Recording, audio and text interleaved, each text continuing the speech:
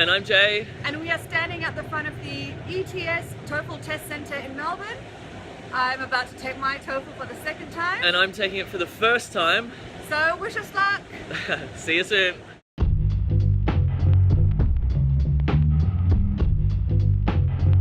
We just took the TOEFL test in Melbourne and I'm here with Jamal and we've got a few things we want to talk to you about. Firstly, overall impressions. Jamal, what do you think of the TOEFL test? Look, I think it's a really nice test. It's really well organised, well structured. You're guided the whole way through it. There's never a time in it where I was asking, oh, what am I supposed to be doing now?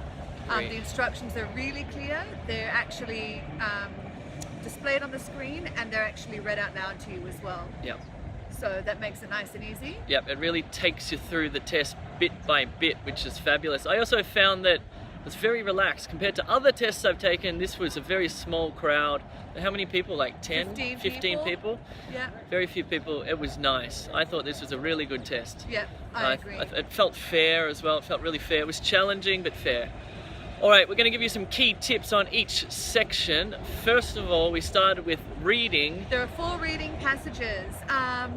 They're not so difficult, but there are some terms that are sometimes scientific.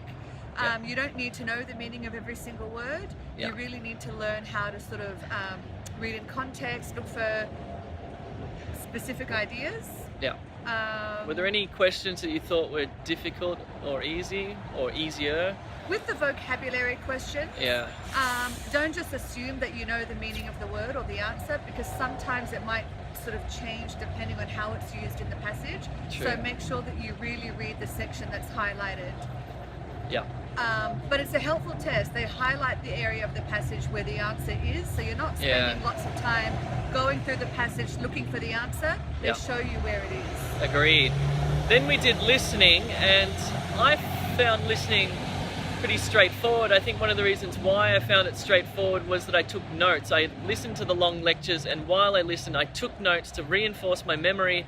Then when it came to the multiple choice question, it was like, yes, I know that because A, I've got my memory to rely on, and B, I've got my notes to rely on too. Yeah, the note taking was so important. So important. But I found that they spoke at a really nice pace. Yeah. It wasn't too fast, and they spoke really clearly, and all the information, you know, was given to you in a really sort of structured and easy to follow way. Agreed.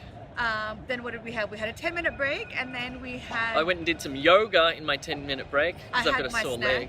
I ate some carrots, actually. I ate your carrots. Cool. Then we had what? Speaking. Okay, that one actually tripped me up a little bit. Particularly the first 2 tasks, which are the simple tasks. Yeah. I found them actually difficult to talk on for how long? 45 seconds each. So they're independent tasks, and you might think that they're easy because you're speaking about familiar topics that you know, but you don't really have anything to draw on other than your own ideas or your own experience. So you need to really sort of be sharp and quick to think with those. Yeah, I rambled a little bit and hesitated, stuttered a little bit, try to avoid that. But then with the other speaking tasks, I took good notes, and I was able to speak more fluently. Yeah, because they involve listening, so note-taking is really important. But again, it's very clear, and the important points are really highlighted to you in the listening, in the way that they're spoken. So focus on pauses and tone of voice. That'll indicate to you important information. Yeah. And then finally, there was the writing. Okay, so we had integrated first. So we listened to a passage, we read a passage, and then we listened to a lecture, and we had to combine that information. Yep, and if you use the E2 method, you'll be fine with that one, hey? Foolproof that works method. Beautifully. Exactly. That was good. And then the essay, you have to read the question prompt before you start writing. You have to make a plan. You've got enough time. You've got 30 minutes to write 300 words. You've got plenty of time to write a great essay.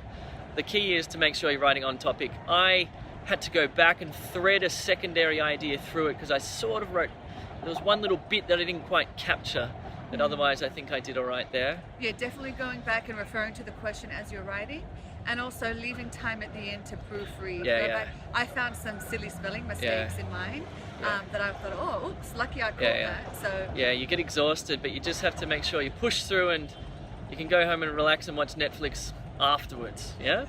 So soon, guys, we're going to be releasing some more detailed tips and tricks videos.